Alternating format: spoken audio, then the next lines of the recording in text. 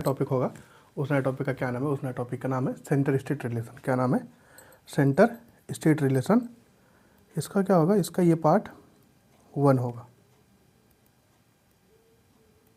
ठीक है। तो ये पार्ट 1 है। इसमें हम क्या देखेंगे मेनली सेंटर स्टेट रिलेशन में कि हमारे पास टोटल क्या है, हमारे पास टोटल किस तरीके से सेंटर काम कर रहा है, ठीक है।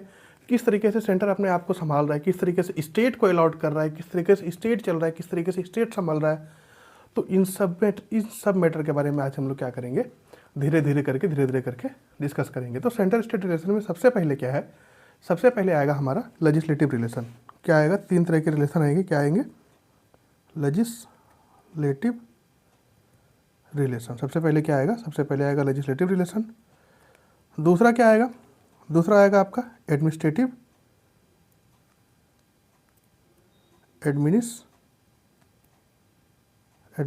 रिलेशन। और तीसरा आएगा हमारे पास फाइनेंशियल रिलेशन। मीन्स कहने का मतलब है कि किस तरीके से सेंटर और स्टेट एक दूसरे को लेजिस्लेट कर रहा है, एक दूसरे की तरफ अपने आप को क्या कर रहा है, अपने आप को एक दूसरे की तरफ स्टेबल करने की सोच रहा है। मीन्स ऐसा ना हो कि ज़्यादा स्टेट पावर के पास हो और ज़्यादा पावर सेंटर के पास हो और स्टेट को कुछ ना मिले। ऐसा ना हो ज़्यादा पावर स्टेट के पास हो और सेंटर को कुछ ना मिले। तो इन सारे मैटर पे क्या करना है, इन सारे मैटर पे आज किस तरीके से रिलेशन है, क्या रिलेशन है, तो उन चीज़ों को आज डिस्कस करना है, ठीक है। सबसे पहले देखते हैं कि क्या क्या हमारे कॉन्स्टिट्यूशन में। The constitution of India being federal in structure. India का जो कॉन्स्टिट्यूशन है क्या हुआ, वो किस में है, वो क्या है, वो स्ट्रक्चर में फेडरल बनाया गया। फेडरल कहने का मतलब है कि उसमें क्या क्या है, पावर को डिवाइड किया गया है। कैसे पावर को डिवाइड किया गया? सेंट्रल लेवल पे क्या है पावर, स्टेट लेवल पे क्या है पावर। ये हमने क्या करा, हमने पावर डिवीजन फेडरल सिस्टम में पढ़ रखा था कि किस लेवल पे, जैसे यूनियन लिस्ट हो गया, स्टेट लिस्ट हो गया, कंकरेंट लिस्ट हो गया, रेसिडुअल लिस्ट हो गया। इन सब के बेसिस पे क्या कर रखा है, इन सब के बेसिस पे क्या कर रखा है, पावर को डिवाइड कर रखा है, डिस्ट्रीब्यूट कर रखा है। अब पावर जब डिस्ट्रीब्यूट हो गया है तो क्या है, सेंटर स्टेट के बीच में जैसे ही पावर डिस्ट्रीब्यूट हुआ तो अब वो पावर क्या होगा, वो पावर जो डिस्ट्रीब्यूट हुआ है, अब वो पावर किस तरीके से फेडरल सिस्टम में डिस्ट्रीब्यूट हुआ है। वो पावर डिस्ट्रीब्यूट हुआ आपका being federal in structure divides all power. सभी पावर को क्या किया है, 3 पार्ट में डिवाइड किया है। क्या क्या?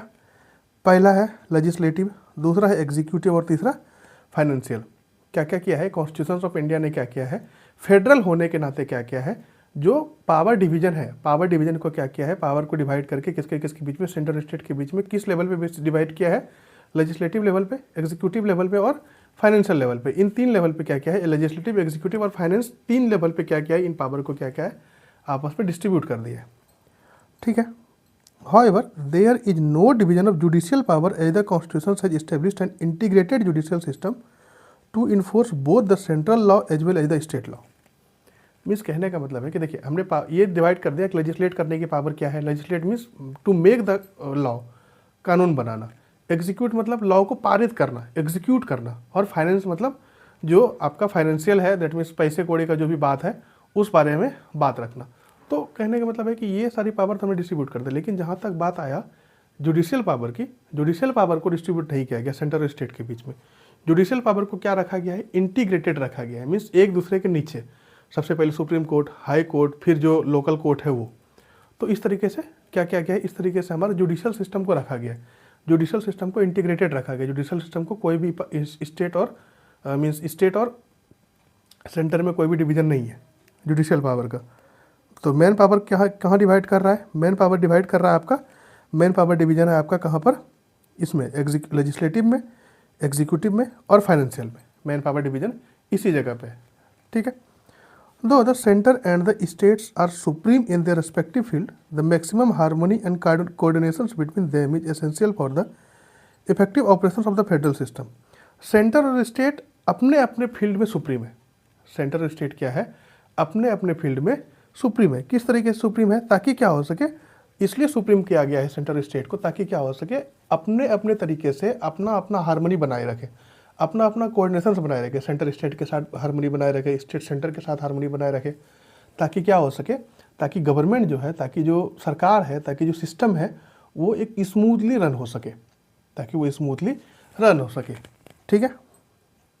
Hence, the Constitution contains elaborate provisions to regulate the various dimensions of the relations between the center and the state. इसलिए कॉन्स्टिट्यूशन में क्या किया गया, बहुत सारे प्रोविजन को एलोबरेट किया गया, बहुत सारे प्रोविजन को इलाबरेट किया गया है ताकि क्या हो सके, इसको रेगुलेट कर सके, बहुत सारे डायमेंशंस में, अलग अलग डायमेंशंस में क्या कर सके, इसको रेगुलेट कर सके इस पावर को, और क्या हो इस रिलेशंस पे, इस रिलेशंस मतलब सेंटर और स्टेट के रिलेशंस को क्या कर सके, एक तरीके से सुचारू रूप से काम रेगुलेट, सुचारू रूप से क्या कर सके, उसको चला सके। ठीक है, इसीलिए क्या किया गया है, बहुत सारे प्रोविज़न बनाए गए हैं हमारे कॉन्स्टिट्यूशन में कि ताकि क्या हो सके, इन सारी चीज़ों को अच्छी तरीके से चलाया जा सके। ठीक है, तो ये बातें होगी हमारी क्या, ये बातें हमारी होगी लगभग इंट्रोडक्शंस की। तो सेंटर और स्टेट रिलेशंस को भी अगर हम स्टडी करने जाए तो स्टडी हम 3 सब हेडिंग में कर सकते हैं। क्या क्या सब हेडिंग में कर सकते हैं? पहला सब हेडिंग है लेजिस्लेटिव रिलेशंस, कि किस तरीके से लेजिस्लेटिव को डिवाइड किया गया है। दूसरा सब हेडिंग है एडमिनिस्ट्रेटिव रिलेशंस, की एडमिनिस्टर कैसे किया जाएगा।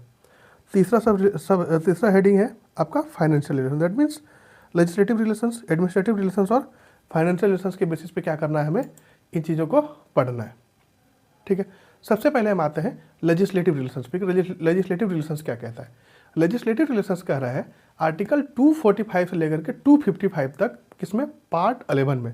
आर्टिकल 245 से लेकर के 255 तक पार्ट 11 में वो क्या डील करता है, लेजिस्लेटिव रिलेशंस को डील करता है, किसके किसके बीच में, सेंटर और स्टेट के बीच में। आर्टिकल 245 से 255 तक जो हमारा जो आर्टिकल्स है 245 से लेकर के 255 तक पार्ट 11 में, ये क्या डील करता है, ये डील करता है आपका लेजिस्लेटिव रिलेशंस किसके किसके बीच में, सेंटर और स्टेट के बीच में जो लेजिस्लेटिव रिलेशंस है उसके बारे में डील करता है। देखिए आर्टिकल 245 से 255 तक जो पार्ट 11 में है वो क्या डील करता है, लेजिस्लेटिव रिलेशंस डील करता है किसके किसके बीच में, सेंटर और स्टेट के बीच में। इसके बाद कुछ और भी आर्टिकल्स हैं, कुछ अदर आर्टिकल्स है जो कि क्या कर रहा है, सेम सब्जेक्ट को डील कर रहा है, मीन्स लेजिस्लेटिव पावर को भी डील कर रहा है। ठीक है, like any other federal constitutions the Indian constitution also divide the legislative powers between the centre and the states with respect to both the territory and the subject of legislations. Means जो दूसरे federal system काम करता है, दूसरे जगह का जो federal system काम करता है, दूसरे जगह का फेडरल सिस्टम किस तरीके से काम करता है, दूसरे जगह का फेडरल सिस्टम काम करता है कि वो भी क्या करता है, दूसरे जगह का फेडरल सिस्टम भी अपना पावर को क्या कर रहा है, अपना पावर को डिवाइड करता है। ठीक है, किस किस बेसिस पे, उसी बेसिस पे, किस किस बेसिस पे करता है, सेंटर और स्टेट के बेसिस पे, किस किस बेसिस पे, सेंटर और स्टेट के बेसिस पे लेजिस्लेटिव पावर्स को डिवाइड करता है। उसी तरीके से देश में भी, हमारे देश में भी इंडिया ने भी क्या किया है, उसी तरीके से इंडिया ने भी अपने पावर को डिस्ट्रीब्यूट किया है स्टेट लेवल पे और सेंटर लेवल पे। ठीक है, further the constitution provides for the parliamentary legislation in the state field under 5 extraordinary situation as well as the centre's control over the state legislation in certain cases. देखिए इसके बावजूद भी means जो centre और state के power को divide कर दिया कॉन्स्टिट्यूशन ने, संविधान ने सेंटर और स्टेट के पावर को डिवाइड कर दिया, किस किस बेसिस पे, टेरिटरी के बेसिस पे और सब्जेक्ट के बेसिस पे। अब सब्जेक्ट क्या है, subject that means union list में जो सब्जेक्ट दिया हुआ था, कंकरेंट लिस्ट में सब्जेक्ट दिया हुआ था, स्टेट लिस्ट में सब्जेक्ट दिया था, उस बेसिस पे और टेरिटरी के बेसिस पे क्या कर दिया, इसको डिवाइड कर दिया कि हाँ इस जगह पे आपका पावर चलेगा, इस जगह पे आपका पावर चलेगा। इन चीज़ों को डिवाइड करने के बावजूद भी क्या क्या है, पार्लियामेंट के पास क्या होता है, पार्लियामेंट्री लेजिस्लेशन के पास क्या होता है कि वो क्या कर सकता है, वो स्टेट में ऐसे 5 एक्स्ट्रा ऑर्डिनरी सिचुएशन है जहाँ पर वो स्टेट में भी क्या कर सकता है, स्टेट फील्ड पे भी काम कर सकता है। मीन्स 5 ऐसे एक्स्ट्रा ऑर्डिनरी सिचुएशंस है जहाँ पर क्या कर सकता है, पार्लियामेंट अपना कानून बना सकता है, लेजिस्लेट कर सकता है स्टेट को। 5 ऐसा एक्स्ट्रा ऑर्डिनरी पॉइंट है। और उसके साथ साथ क्या है, सेंटर्स का कंट्रोल होता है स्टेट लेजिस्लेशंस पे। कुछ केसेस में क्या होता है, सेंटर का कंट्रोल स्टेट लेजिस्लेशंस पे होता है। तो ऐसे 5 चीज़ें हैं जिसके कारण क्या हो रहा है, ऐसे 5 चीज़ें हैं जिसके कारण क्या हो रहा है कि पार्लियामेंट के पास पावर दिया गया स्टेट को लेजिस्लेट करने का, और सेंटर के कंट्रोल में कुछ स्टेट लेजिस्लेशन है कुछ केस में। अब वो 5 केस क्या क्या है, इसलिए ऐसे 4 एस्पेक्ट्स है जहाँ पर सेंटर स्टेट लेजिस्लेटिव रिलेशन है, जहाँ पर अब देखिए ये 4 केस क्या क्या है। सबसे पहला है territorial extent of centre and state legislation. Means जहाँ पर भी टेरिटरी एक्सटेंड हो रहा है, जहाँ तक टेरिटरी है वहाँ तक ऐसे 4 एस्पेक्ट है जहाँ पर सेंटर स्टेट लेजिस्लेटिव रिलेशंस रखता है, सेंटर स्टेट लेजिस्लेटिव रिलेशंस रखता है। जैसे टेरिटोरियल एक्सटेंट मीन्स टेरिटरी, जहाँ तक ज़मीन है वहाँ तक सेंट्रल स्टेट लेजिस्लेशंस क्या करेगा, एक तो टेरिटोरियल एक्सटेंट के बेसिस पे लेजिस्लेट करेगा, दूसरा डिस्ट्रीब्यूशन ऑफ लेजिस्लेटिव सब्जेक्ट के जो डिस्ट्रीब्यूशन हुआ है उस बेसिस पे सेंट्रल स्टेट लेजिस्लेट करेगा। मीन्स ऐसे देखिए, मेरा कहने का मतलब है कि ऐसे 4 ऐसे सब्जेक्ट हैं जहाँ पर क्या कर रहा है, जहाँ पर सेंटर स्टेट अपना लेजिस्लेटिव रिलेशंस बना रहा है। पहला है टेरिटोरियल एक्सटेंट, कहाँ तक टेरिटरी, जैसे स्टेट का कोई ना कोई तो टेरिटरी होगा, स्टेट कहीं ना कहीं तक तो लिमिट होगा स्टेट का, तो उस लिमिट तक, पहली बात। दूसरी बात है कि लेजिस्लेटिव सब्जेक्ट जो डिस्ट्रीब्यूट किया गया, जैसे स्टेट लिस्ट में कुछ सब्जेक्ट दिया गया है, कुछ यूनियन लिस्ट में सब्जेक्ट दिया गया है, कुछ कंकरेंट लिस्ट में सब्जेक्ट दिया गया है, तो इन सब को लेकर के कुछ जो लेजिस्लेटिव सब्जेक्ट का डिस्ट्रीब्यूशन है वो। तीसरा है parliamentary legislation in the state field, means state field में, स्टेट के फील्ड में भी कुछ पार्लियामेंट लेजिस्लेट कर रहा है। पार्लियामेंट क्या कर रहा है, कुछ स्टेट फील्ड में भी अपना लेजिस्लेशंस ला रहा है, अपना कानून ला रहा है। तो तीसरा क्या हो गया, तीसरा हो गया parliamentary legislation in the state field, state field में भी कुछ पार्लियामेंट अपना क्या कर रहा है, अपना कानून ला रहा है। Centres control over state legislations, कभी कभार क्या होता है कि सेंटर के पास कंट्रोल होता है स्टेट लेजिस्लेशंस का, स्टेट किस तरीके से लेजिस्लेट होगा उसका कंट्रोल, उसका पावर किसके पास होगा, उसका पावर सेंटर के पास होगा। ठीक है, ये हमने 4 मेनली हमें इस लेजिस्लेटिव रिलेशंस में 4 मुद्दों पे बात करना है। पहला है टेरिटोरियल एक्सटेंट, दूसरा क्या है डिस्ट्रीब्यूशन ऑफ सब्जेक्ट किस तरीके से डिस्ट्रीब्यूट किया गया है।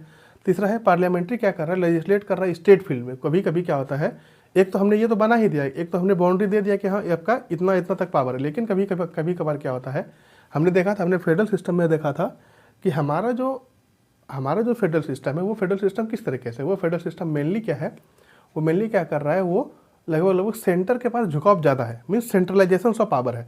तो सेंट्रलाइजेशन ऑफ पावर है तो वो किस तरीके से सेंटर के पास ज़्यादा है, मीन्स ऐसा क्या पावर दिया गया जो सेंटर के पास पावर ज़्यादा हो गया और स्टेट के पास पावर कम हो गया।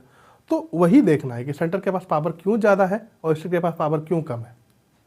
ठीक है, तो मेनली 4 सब हेडिंग के नीचे हमें क्या करना है, लेजिस्लेटिव रिलेशंस को डिस्कस करना है। ठीक है, सबसे पहले हम देखते हैं territorial extent of the central and state legislature. सबसे पहले क्या देखेंगे, टेरिटोरियल एक्सटेंट देखेंगे सेंट्रल और स्टेट लेजिस्लेचर्स का, कि टेरिटरी कहाँ तक किस किस का डिवाइड किया गया है। तो constitutions define the territorial limits of the legislative power. Constitutions क्या डिफाइंस करता है, टेरिटोरियल लिमिट डिफाइन करता है लेजिस्लेटिव पावर्स का, कि आपके पास क्या होगा, लेजिस्लेटिव पावर इतना, मतलब इतना टेरिटरी तक ही आपका लेजिस्लेटिव पावर काम करेगा, उसके अलावा आपका लेजिस्लेटिव पावर काम नहीं करेगा। तो पहला क्या है, सबसे पहला क्या है, parliament can make law for the whole or any part of the territory of India. Parliament क्या कर सकता है, पूरे देश के लिए, पार्लियामेंट क्या करता है, पूरे देश के लिए या किसी एक पार्ट, इंडिया के किसी एक पार्ट के लिए क्या कर सकता है, लेजिस्लेट कर सकता है, कानून बना सकता है।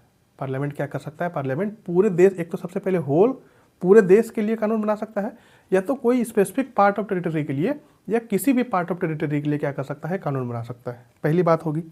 The territory of India includes the state, union territories and any other area for the time being included in the territory of India. Means territory of India में क्या क्या इंक्लूड होता है, देखिए हमने बात कर लिया कि हाँ पूरे देश के लिए कानून बना सकता है, लेकिन अब पूरे देश में कौन कौन सा इंक्लूड होता है। सबसे पहले इंक्लूड होता है आपका स्टेट, दूसरा होता है यूनियन टेरिटरीज, और तीसरा होता है कि उस टाइम तक जो इंडिया के अंदर था, जो इंडिया के अंदर इंक्लूडेड था उस टाइम तक, जिस टाइम तक वो कानून बना था, उसको भी क्या करेगा, उसको भी पार्लियामेंट ही लेजिस्लेट करेगा, उसको भी पार्लियामेंट के कानून के थ्रू ही चलना पड़ेगा। तो टेरिटरी ऑफ इंडिया में क्या क्या इंक्लूड हो गया, टेरिटरी ऑफ इंडिया में इंक्लूड हो गया स्टेट, यूनियन टेरिटरीज और अदर एरियाज, जो कि क्या होता है उस टाइम तक इंडिया में इंक्लूडेड था। ठीक है, तो ये बातें होगी हमारी पहली बात। दूसरी बात क्या है, a state legislatures can make law for the whole or any part of the state. State legislatures क्या कर सकता है, कि ये हमने बात कर ली, सबसे पहले बात कर ली पार्लियामेंट की, दूसरी बात करना है हमें स्टेट लेजिस्लेचर की। स्टेट लेजिस्लेचर क्या कर सकता है कि वो कानून बना सकता है पूरे स्टेट के लिए या स्टेट के किसी भी पार्ट के लिए। एक तो पूरे स्टेट के लिए कानून बना सकता है या तो स्टेट के किसी स्पेसिफिक पार्ट के लिए। The law made by the state legislatures are not applicable outside the state. जो स्टेट लेजिस्लेचर है अगर वो आउटसाइड द स्टेट अगर लॉ बनाना चाहे तो वो अप्लीकेबल नहीं होगा। Except when there is sufficient nexus between the state and the object. कब तक वो अप्लीकेबल नहीं होगा, जब तक कि दोनों स्टेट के बीच में अगर मान लिया जाए दो स्टेट है, दो स्टेट के बीच का रिलेशंस बहुत बढ़िया है, और दूसरा स्टेट इस बात को मानना चाहता है, कि हाँ चलो ठीक है, हम ये करना चाहते हैं कि ठीक है, मतलब हम आपका जो आपने जो कानून बनाया, आपके लेजिस्लेचर से जो कानून बना है उस कानून को हम भी मानना चाहते हैं। तो इस बेसिस पे अगर वो स्टेट मानना चाहता है मेरा कानून, तो ठीक है, वो मान सकता है। लेकिन हाँ, स्टेट लेजिस्लेचर्स अपने स्टेट से बाहर जा करके कानून नहीं बना सकता, अपने स्टेट के बाहर के लोगों के लिए क्या कर सकता है, कानून नहीं बना सकता है। ठीक है, दूसरी बात ये होगी।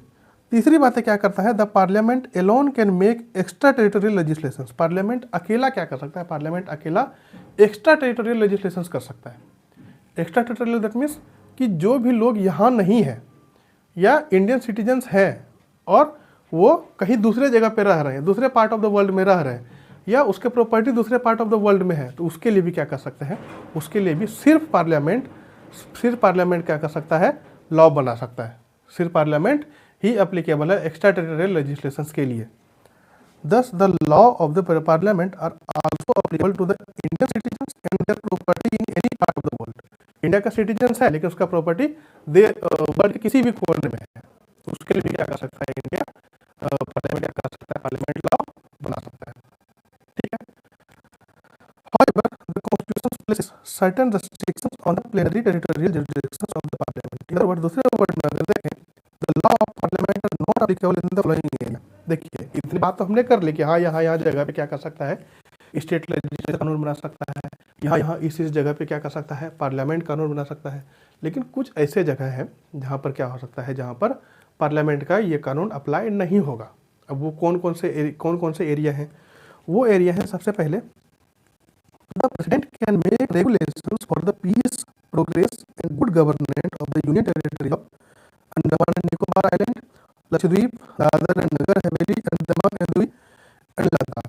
मीन्स इन जगह पे क्या कर सकते हैं, जैसे कि हमारा क्या पे यूनियन टेरिटरी, जैसे हमारा हो गया Andaman and Nicobar island, Lakshadweep, Dadra and Nagar Haveli and Andaman and Nicobar, Ladakh. इन जगह पे क्या कर सकता है, इन जगह पे सिर्फ प्रेसिडेंट क्या कर सकता है, सिर्फ प्रेसिडेंट रेगुलेट कर सकता है। सिर्फ मतलब देखिए, ये सारा चीज एक्सेप्शंस केस में आ गया कि पार्लियामेंट, देखिए हमने बात करा कि पार्लियामेंट अपने टेरिटरी तक काम कर सकता है, अपने टेरिटरी तक क्या कर सकता है, अपने टेरिटरी तक लॉ और रेगुलेशन बना सकता है। लेकिन जहाँ तक बात आती है आपका यूनियन टेरिटरी में भी आपका Andaman and Nicobar island, Lakshadweep, Dadra and Nagar Haveli, Dadra and Nagar Haveli and Daman and Diu और लद्दाख, इन 4-5 जगह पे क्या है, इन 4 जगह पे क्या करना है, इन 4 जगह पे कौन बना सकता है, रेगुलेशंस प्रेसिडेंट बना सकता है, ताकि क्या हो सके, गुड गवर्नेंस हो सके और पीस मीन्स शांति बनाए रखे। ठीक है।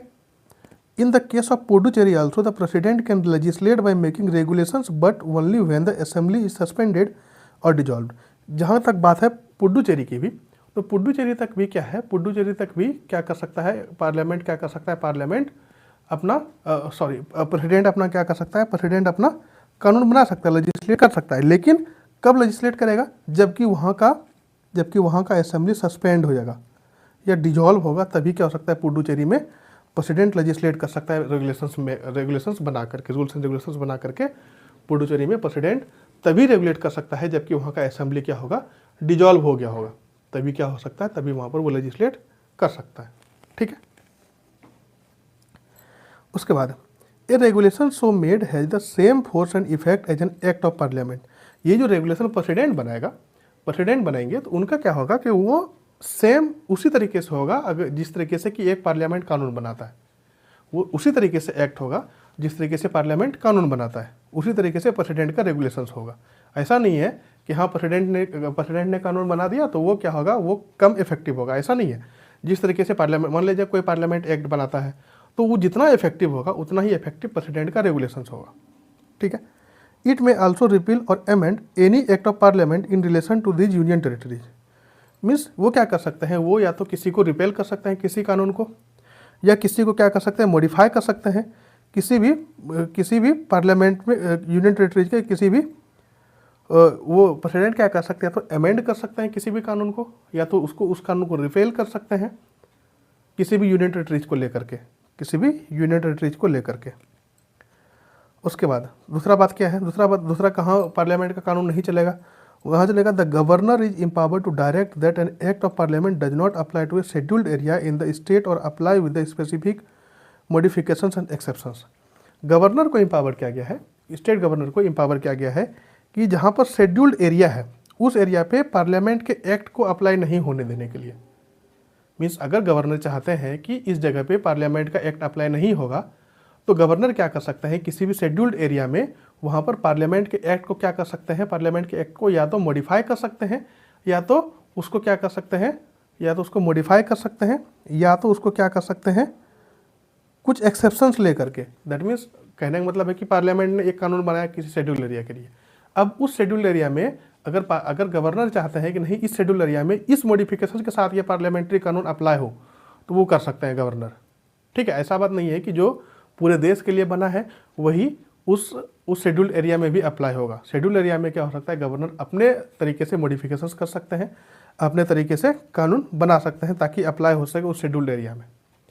ठीक है, तीसरी बात होगी कि असम का जो गवर्नर है वो क्या कर सकते हैं, वो में likewise direct that an act of parliament does not apply to a tribal area. Tribal area में एक्ट ऑफ पार्लियामेंट अप्लाई नहीं हो सकता इन द स्टेट और apply with specified modifications and exceptions. Means या तो apply नहीं हो सकता ट्राइबल एरिया में, या तो अगर अप्लाई होगा तो कुछ मॉडिफिकेशंस के साथ अप्लाई होगा, कुछ एक्सेप्शंस के साथ अप्लाई होगा पार्लियामेंट एक्ट। ठीक है, the president enjoy the same power with respect to tribal area. Same power जो गवर्नर को मिला हुआ है यही सेम पावर प्रेसिडेंट क्या करता है, यही सेम पावर प्रेसिडेंट इंजॉय करता है किस किस केस में, मेघालय के केस में, त्रिपुरा के केस में और मिजोरम के केस में। सेम पावर प्रेसिडेंट के पास है कि पार्लियामेंट एक्ट जो है वो डायरेक्टली अप्लाई ना कर सके, या तो अगर अप्लाई होगा भी तो कुछ मॉडिफिकेशंस के साथ अप्लाई होगा या फिर कुछ एक्सेप्शंस के साथ अप्लाई होगा। ठीक है, ये बातें होगी हमारी टेरिटोरियल एक्सटेंट की। अब आता है हमारे पास दूसरा टॉपिक कि जो लेजिस्लेटिव सब्जेक्ट है उसके बारे में क्या बात की गई कि किस लिस्ट के अकॉर्डिंग 7 सेट जो लेजिस्लेटिव सब्जेक्ट दिया हुआ है उसके अकॉर्डिंग किस तरीके से लेजिस्लेट होगा। अब क्या क्या सब्जेक्ट है, the constitution provides for a 3-fold distribution of legislative subject between the centre and the state. Centre state के बीच में कॉन्स्टिट्यूशन ने क्या प्रोवाइड किया है, कॉन्स्टिट्यूशन ने 3-fold लिस्ट को प्रोवाइड किया है। क्या क्या है, सबसे पहला लिस्ट 1 है यूनियन लिस्ट, सेकेंड लिस्ट है स्टेट लिस्ट और थर्ड लिस्ट है कंकरेंट लिस्ट। इस 3 लिस्ट के अकॉर्डिंग क्या होगा, लेजिस्लेट होगा हमारा कानून। किस तरीके से लेजिस्लेट होगा, पहला लिस्ट है हमारा यूनियन लिस्ट, दूसरा लिस्ट है स्टेट लिस्ट और तीसरा है कंकरेंट लिस्ट, और ये कहाँ दिया हुआ है, ये 7th शेड्यूल में दिया हुआ है। ठीक है, parliament has exclusive power to make law with respect to any of the matters enumerated in the union list. Parliament के पास एक्सक्लूसिव पावर है, वो क्या कर सकता है, वो किसी भी सब्जेक्ट पे कानून बना सकता है जो कि यूनियन लिस्ट में है। जो भी चीज़ें यूनियन लिस्ट में है उस यूनियन लिस्ट पे किसी भी सब्जेक्ट पे क्या कर सकता है, पार्लियामेंट एक्सक्लूसिवली कानून बना सकता है, पूरी तरीके से कानून बना सकता है, उसमें कोई पार्लियामेंट को रोक छेक नहीं है। अब क्या क्या है, तो दिस लिस्ट है एट प्रेजेंट 98 सब्जेक्ट। ये यूनियन लिस्ट में लगभग अभी 98 सब्जेक्ट प्रेजेंट है, ओरिजिनली 97 था। जैसे क्या क्या सब्जेक्ट है, लाइक डिफेंस हो गया, बैंकिंग हो गया, फॉरेन अफेयर्स हो गया, करेंसी हो गया, एटॉमिक एनर्जी हो गया, इंश्योरेंस हो गया, कम्युनिकेशंस हो गया, inter state trade and commerce हो गया, सेंस हो गया, ऑडिट हो गया। ये सब के ऊपर क्या कर सकता है, पार्लियामेंट एक्सक्लूसिवली अपना कानून बना सकता है, इसमें पार्लियामेंट को कोई रोक छेक नहीं है। दूसरा बात क्या हो गया, स्टेट लेजिस्लेचर क्या कर सकता है, the state legislature in normal circumstances exclusive power to make laws with respect to any of the matter enumerated in the state list. State list के पास भी क्या है, स्टेट लिस्ट में क्या है कि जो नॉर्मल सर्कमस्टेंसेस होगा, जब भी नॉर्मल सर्कमस्टेंसेस होगा, मीन्स कोई इमरजेंसी नहीं लगा हुआ है, कुछ भी चीज़ें नहीं लगा हुआ है, अगर चीज़ें नॉर्मल चल रही है तो उस नॉर्मल सिचुएशन में क्या होगा कि जो स्टेट लिस्ट में पावर दी गई है, जो भी स्टेट लिस्ट में सब्जेक्ट दी गई है, उस सब्जेक्ट के ऊपर स्टेट अपना कानून बना सकता है। उस मैटर पे स्टेट अपना क्या कर सकता है, स्टेट अपना लेजिस्लेट कर सकता है, स्टेट अपना कानून बना सकता है उस मैटर पे। उसके पास इस बात का एक्सक्लूसिव राइट्स है, मीन्स स्टेट के पास इस बात का एक्सक्लूसिव राइट है कि जो भी स्टेट लिस्ट में सब्जेक्ट दिया गया है उस लिस्ट पे आप स्टेट वाला क्या कर सकता है, स्टेट लेजिस्लेचर कानून बना सकता है। अब स्टेट लेजिस्लेचर में कितने सब्जेक्ट हैं, स्टेट लेजिस्लेचर में 59 सब्जेक्ट्स हैं। ओरिजिनली कितना सब्जेक्ट था, ओरिजिनली 66 सब्जेक्ट था। स्टेट लेजिस्लेचर में कितने थे, एट प्रेजेंट 59 सब्जेक्ट्स है, ओरिजिनली कितना था 66 सब्जेक्ट्स था। जैसे क्या क्या है, जैसे आपका public order, police, public health, sanitations, agricultures, prisons, local government, fisheries, market, theatres, gambling and so on. इन सब विषय पे कौन कर सकता है, इन सब विषय पे मेनली कौन कानून बना सकता है, इन सब विषय पे स्टेट लेजिस्लेचर कानून बना सकता है, क्योंकि ये स्टेट लेजिस्लेचर के पास एक्सक्लूसिव राइट्स है। उसके बाद तीसरा क्या बात होगी, तीसरा बात होगी both the parliament and the state legislatures can make law with respect to any of the matter enumerated in the concurrent list. दोनों पार्लियामेंट और स्टेट लेजिस्लेचर क्या कर सकता है, कानून बना सकता है, किस बेसिस पे, कंकरेंट लिस्ट के बेसिस पे। क्या कर सकता है, जो भी कंकरेंट लिस्ट में इस सब्जेक्ट रखा गया है उस सब्जेक्ट पे कौन कानून बना सकता है, उस सब्जेक्ट पे स्टेट भी कानून बना सकता है और उस सब्जेक्ट पे आपका पार्लियामेंट भी कानून बना सकता है, दोनों कानून बना सकता है। तो कंकरेंट लिस्ट में टोटल कितने सब्जेक्ट हैं, कंकरेंट लिस्ट में टोटल 52 सब्जेक्ट्स हैं, ओरिजिनली 47 सब्जेक्ट्स थे। कंकरेंट लिस्ट में टोटल कितने हैं, this list had present 52 subject, originally 47 subjects हैं। जैसे क्या क्या है, जैसे आपका क्रिमिनल लॉ हो गया, सिविल प्रोसीजर्स हो गया, ठीक है, मैरिज एंड डाइवोर्स हो गया, पॉपुलेशन कंट्रोल हो गया, ये सब क्या है, ये सब आपका कंकरेंट लिस्ट में। तो कंकरेंट लिस्ट में क्या है, दोनों के पास पावर है, स्टेट लेजिस्लेचर के पास भी पावर है और पार्लियामेंट के पास भी पावर है कि दोनों क्या कर सकता है, दोनों कानून बना सकता है इस बात पे। ठीक है, क्या क्या है आपका इसमें, सिविल प्रोसीजर्स हो गया, क्रिमिनल लॉ हो गया, मैरिज एंड डाइवोर्स हो गया, पॉपुलेशन कंट्रोल हो गया, family planning, electricity, labour welfare, economics and social planning, drugs, newspaper, books and printing press and others. ये सब क्या है, ये सब आपका कंकरेंट लिस्ट में आता है। और कंकरेंट लिस्ट में जो दोनों के पास एक्सक्लूसिव पावर है कि दोनों क्या कर सकता है, दोनों कानून बना सकता है। The 42nd amendment act of 1976 transferred 5 subject of concurrent list from state list. तो क्या हुआ कि जब 42nd अमेंडमेंट एक्ट हुआ 1976 में, उसमें क्या हुआ, 5 ऐसे सब्जेक्ट्स थे जो कि कंकरेंट लिस्ट से उसको कहाँ कर दिया गया, कंकरेंट लिस्ट से स्टेट लिस्ट से कंकरेंट लिस्ट में डाल दिया गया। 5 ऐसे सब्जेक्ट्स थे जो कि जिसका क्या कर दिया गया, जिस पर कंकरेंट लिस्ट से उसको क्या कर दिया गया, उसको सॉरी स्टेट लिस्ट से क्या बना दिया गया, कंकरेंट लिस्ट में डाल दिया गया उस 5 सब्जेक्ट को। अब क्या क्या वो 5 सब्जेक्ट है, पहला है एजुकेशन जो कि पहले स्टेट लिस्ट में था, अब स्टेट लिस्ट से कहाँ आ गया, कंकरेंट लिस्ट में आ गया। दूसरा है फॉरेस्ट जो स्टेट लिस्ट में था, स्टेट लिस्ट से कहाँ चला गया, कंकरेंट लिस्ट में चला गया। कंकरेंट लिस्ट में जाने का मतलब है कि उस पर दोनों पार्लियामेंट भी देख सकता है और स्टेट भी देख सकता है। पहले क्या था, पहले वो स्टेट लिस्ट में था, एजुकेशन फॉरेस्ट वगैरह सारा स्टेट लिस्ट में था। तो स्टेट लिस्ट में क्या था, वो स्टेट भी कानून बना सकता था और पार्लियामेंट भी, सिर्फ स्टेट लिस्ट में जब भी था सिर्फ स्टेट ही कानून बना पा रहा था। लेकिन जैसे ही वो कंकरेंट लिस्ट में आया तो कंकरेंट लिस्ट में आने के बाद वो क्या हुआ, कंकरेंट लिस्ट में आने के बाद वहाँ पर सिर्फ कानून कौन बनाएगा, सिर्फ कानून आपका स्टेट, सिर्फ कानून उसमें पार्लियामेंट और स्टेट दोनों बना सकता है कंकरेंट लिस्ट में सब्जेक्ट आने के बाद। तो क्या क्या है, एजुकेशन चला गया, फॉरेस्ट चला गया, वेट एंड वेजेस चला गया, protection of wild animal and birds चला गया, एडमिनिस्ट्रेशन ऑफ जस्टिस चला गया। ठीक है, ये 5 सब्जेक्ट ऐसे थे जो स्टेट लिस्ट से जाकर के कहाँ चला गया, कंकरेंट लिस्ट में चला गया। ठीक है, उसके बाद चौथा पॉइंट क्या कहता है, the parliament has power to make law with respect to any matter for any part of the territory of India not included in the state even though that matter is one which is enumerated in the state list. Means parliament के पास ये power है, वो क्या कर सकता है, किसी भी मैटर पे क्या कर सकता है, किसी भी मैटर पे कानून बना सकता है जो कि इंक्लूडेड नहीं है स्टेट लिस्ट में। जो स्टेट लिस्ट में इंक्लूडेड नहीं भी है उस जगह पे क्या कर सकता है, उस जगह पे पार्लियामेंट क्या कर सकता है, पार्लियामेंट अपना कानून बना सकता है। This provision has reference to the union territories और एक्वायर्ड टेरिटरीज। ये क्या है, ये प्रोविजन किसके लिए बनाया गया, मेनली रेफरेंस के लिए यूनियन टेरिटरीज के लिए और एक्वायर्ड टेरिटरीज के लिए। जो भी यूनियन टेरिटरीज है और एक्वायर्ड टेरिटरीज है, ठीक है, उसके लिए ये कानून बनाया गया है। उसके बाद the 101 amendment act of 2016 has made special provisions with respect to goods and service tax. 101 amendment जो था कॉन्स्टिट्यूशनल अमेंडमेंट था 2016 में, उसमें क्या बनाया गया, एक स्पेशल प्रोविजन दिया गया, किसके लिए, जीएसटी के लिए स्पेशल प्रोविजन दिया गया। ठीक है, that the parliament and the state legislatures have power to make law with respect to goods and service tax imposed by the union or by the states. Means GST पे क्या कर सकता है, GST पे स्टेट भी कानून बना सकता है और आपका स्टेट भी कानून बना सकता है और पार्लियामेंट भी कानून बना सकता है जीएसटी पे। जीएसटी पे ऐसा नहीं है कि सिर्फ पार्लियामेंट ही कानून बनाएगा, स्टेट भी बना सकता है और पार्लियामेंट भी बना सकता है। और क्या कर सकता है, टैक्स इम्पोज कर सकता है यूनियन के द्वारा और स्टेट के द्वारा। मतलब कहने का मतलब है, सीधी सीधी बात है कि दोनों कानून बना सकता है, स्टेट वाला भी और यूनियन वाला भी। ठीक है, further the parliament has exclusive power to make laws with respect to goods and service tax where the supply of goods or services or both taxes place in the course of interstate trade और commerce। Means inter state trade और commerce के बीच में जहाँ तक बात आती है तो वहाँ पर क्या होता है, वहाँ पर सिर्फ पार्लियामेंट के पास एक्सक्लूसिव पावर है। सिर्फ क्या है, सिर्फ पार्लियामेंट के पास एक्सक्लूसिव पावर है कि वो क्या कर सकता है, वो कानून बना सकता है। ठीक है, उसके बाद the power to make law with respect to residuary subject. Residuary subject means ना तो वो स्टेट लिस्ट में, ना यूनियन लिस्ट में, ना कंकरेंट लिस्ट में। तो इन तीनों लिस्ट के अलावा जो पावर अलग से रह गया उसको किस में डाल दिया, उसको रेसिडुअरी सब्जेक्ट में डाल दिया। That is matter which are not inherited in any of the three list. इन तीनों में से किसी लिस्ट में नहीं है, उसको पावर वहाँ पर कौन काम करेगा, वहाँ पर पार्लियामेंट काम करेगा, वहाँ पर लेजिस्लेटर कौन करेगा, पार्लियामेंट करेगा। This residuary power of legislations includes the power of Levi residuary tax.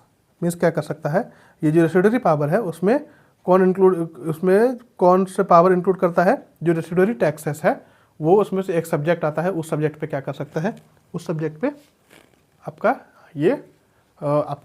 Parliament काम करेगा। मीन्स रेसिडुअल सब्जेक्ट पे कौन काम करेगा, पार्लियामेंट काम करेगा। ठीक है, from the above scheme it is clear that the matters of national importance and the matters which requires uniformity of legislation nationwide are included in the union list। Means in सारी चीज़ों करने के बाद, इन इतनी चीज़ों पढ़ने के बाद ये हमें समझ आया कि जो भी मैटर्स है यूनिफॉर्मिटी का, लेजिस्लेशन में यूनिफॉर्मिटी का, पूरे नेशन वाइज में यूनिफॉर्मिटी आए, वहाँ पर उसमें क्या क्या कर दिया है, उसको यूनियन लिस्ट में इंक्लूड किया गया है। और जहाँ पर मैटर्स आता है रीजनल और लोकल इंपॉर्टेंस का, उसको किस में डाला गया है, उसको डाला गया है स्टेट लिस्ट में। और जो मैटर्स जो uniformity of legislation throughout the country is desirable but not essential are enumerated in the concurrent list. Means जो मैटर डिजायरेबल तो है, ज़रूरत तो है, लेकिन इतना ज़्यादा जरूरी नहीं है, तो उसको किस में डाला गया है, उसको कंकरेंट लिस्ट में डाला गया है। दस it's permit diversity along with uniformity. इसलिए ये क्या परमिट करता है, डाइवर्सिटी के साथ साथ यूनिफॉर्मिटी। डाइवर्सिटी तो है ही, उसके साथ साथ यूनिफॉर्मिटी भी होना चाहिए। ठीक है, डाइवर्सिटी के साथ साथ क्या क्या है, यूनिफॉर्मिटी भी होना चाहिए। ठीक है, उसके बाद in US only the powers of federal government are enumerated in the constitution and residuary powers are left to the states. US में क्या किया गया है, सिर्फ जो फेडरल गवर्नमेंट के पास क्या है, जो फेडरल गवर्नमेंट के पास पावर है वो कॉन्स्टिट्यूशन में वही लिखा गया है। कॉन्स्टिट्यूशन में क्या कर दिया गया, इन US only the powers of federal government. जो फेडरल गवर्नमेंट का पावर है उसी को क्या कर दिया गया है, उसी को फेडरल गवर्नमेंट करेगा। और जो रेसिडुअरी पावर है उसको कौन करेगा, उसको स्टेट करेगा। रेसिडुअरी पावर किसको दे दिया, स्टेट को दे दिया। और फेडरल गवर्नमेंट क्या करेगा, फेडरल गवर्नमेंट सिर्फ उसके पास जो उसके पास फेडरल सिस्टम में होगा, जो कॉन्स्टिट्यूशन में होगा, वही चीज़ें फेडरल गवर्नमेंट करेगा। ठीक है, ऑस्ट्रेलियन कॉन्स्टिट्यूशन क्या फॉलो करता है, American pattern of single innovation of power. Australian constitution भी किसको फॉलो करता है, अमेरिकन पैटर्न को फॉलो करता है। Canada on the other hand there is double enumeration, federal and provincial, and the residuary powers are vested in the centre. इसमें जहाँ तक बात है कनाडा की, तो कनाडा में क्या है, कनाडा में है कि double innovation, that means federal और प्रोविंशियल्स की बात करता है। और रेसिडुअल पावर किसके पास दिया गया है, रेसिडुअल पावर दिया गया है आपके पास, आपको सेंटर के पास, जिस तरीके से इंडिया में है। The government of India act 1935 provided for the three fold innovation. Government of India act 1935 में क्या क्या गया है, इसको थ्री फोल्ड में डाला गया। क्या क्या, फेडरल, प्रोविंशियल और कंकरेंट। 1935 में जो गवर्नमेंट ऑफ इंडिया एक्ट आया था उसके अकॉर्डिंग क्या कर दिया गया था, फेडरल, प्रोविंशियल और कंकरेंट लिस्ट में इसको डाला गया था। ठीक है, the present constitution follow the scheme of this act but with one difference. Present constitution जो है वो इसी स्कीम को फॉलो करता है, लेकिन उसके साथ साथ एक एक्सेप्शन है। क्या एक्सेप्शन है, under this act the residuary power are were given neither to the federal legislature nor the provincial legislature but to the governor general of India. जो रेसिडुअल पावर था, रेसिडुअल पावर्स को ना तो federal legislature को दिया गया, ना तो प्रोविंशियल लेजिस्लेचर को दिया गया। किसको दिया गया, वो दिया गया आपका governor general of India, governor general of India को दिया गया था, इसी एक्सेप्शंस के साथ। In this respect India follows the Canadian president. इस रिस्पेक्ट में इंडिया क्या फॉलो करता है, इंडिया फॉलो करता है कैनेडियन रेसिपिएंट। जो कनाडा में जिस तरीके से फेडरल गवर्नमेंट है, ये चीज़ें चल रही है, उस तरीके से फेडरल गवर्नमेंट इस तरीके से यहाँ पर इंडिया में काम चल रहा है। ठीक है, गवर्नमेंट ऑफ इंडिया एक्ट में थ्री फोल्ड इनोवेशन दिया गया था, फेडरल, प्रोविंशियल और कंकरेंट, लेकिन रेसिडुअल पावर किसके पास था, गवर्नर जनरल ऑफ इंडिया के पास था। ठीक है, The Constitution expressly secures the predominance of the union list over the state list and the concurrent list, and that is concurrent list over the state list। कहने का मतलब है कि India में क्या किया गया है, कॉन्स्टिट्यूशन क्या एक्सप्रेसली सिक्योर करता है कि जो यूनियन लिस्ट और स्टेट लिस्ट है, यूनियन लिस्ट, स्टेट लिस्ट और कंकरेंट लिस्ट है, उसमें से अगर देखा जाए तो उसमें सबसे पहले concurrent list over the state list, state list के ऊपर क्या होगा, कंकरेंट लिस्ट काम करेगा। स्टेट लिस्ट के ऊपर क्या करेगा, कंकरेंट। अगर मान लिया जाए स्टेट लिस्ट की बात आती है और कंकरेंट लिस्ट की बात आती है, तो वहाँ पर कौन डोमिनेट करेगा, कंकरेंट लिस्ट डोमिनेट करेगा। दस इन case of overlapping between the union list and state list, जहाँ पर बात आती है यूनियन लिस्ट और स्टेट लिस्ट की, तो वहाँ पर कौन वो करेगा, मीन्स कौन प्रीडोमिनेट करेगा, डोमिनेट करेगा आपका यूनियन लिस्ट। ठीक है, the former should be prevail in case of overlapping between union list and the concurrent list, जहाँ पर यूनियन लिस्ट और कंकरेंट लिस्ट की बात किया गया, वहाँ पर क्या होगा, it is against the former, that means कौन प्रीडोमिनेट करेगा, यूनियन लिस्ट प्रीडोमिनेट करेगा।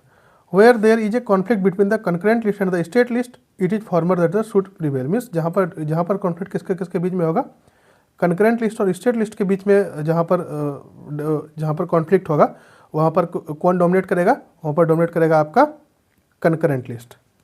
मीन्स कहने का बात ये है जहाँ तक बात आ गई हमारा यूनियन लिस्ट और स्टेट लिस्ट, कंकरेंट लिस्ट, इन तीनों के बीच में अगर बात आएगी तो सबसे पहले क्या होगा, सबसे पहले कौन डोमिनेट करेगा, यूनियन लिस्ट डोमिनेट करेगा। जहाँ बात I union list, state list और कंकरेंट लिस्ट और कंकरेंट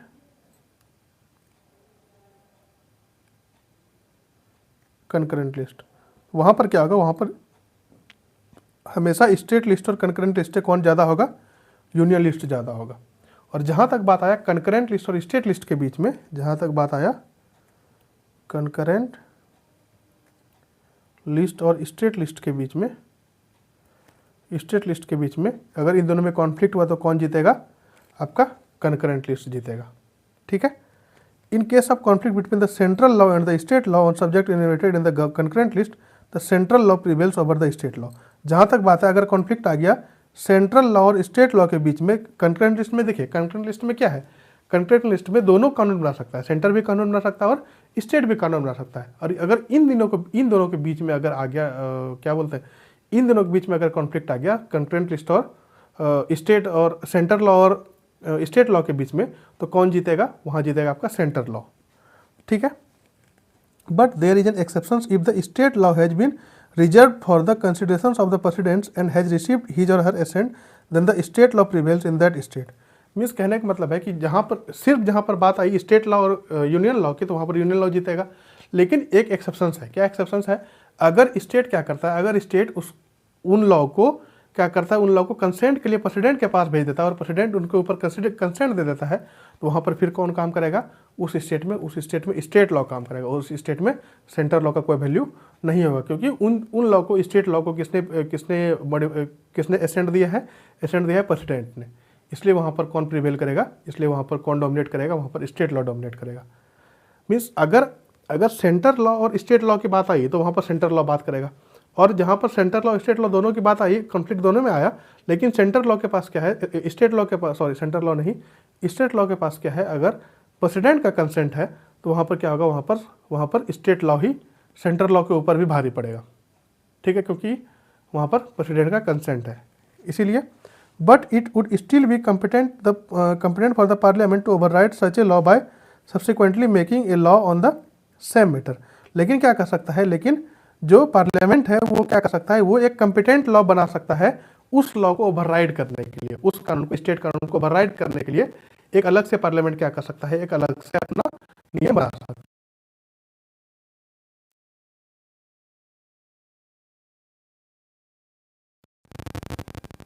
ठीक है, तब तक के लिए यहाँ पर हमारा लेक्चर क्या होता है, यहाँ पर हमारा लेक्चर खत्म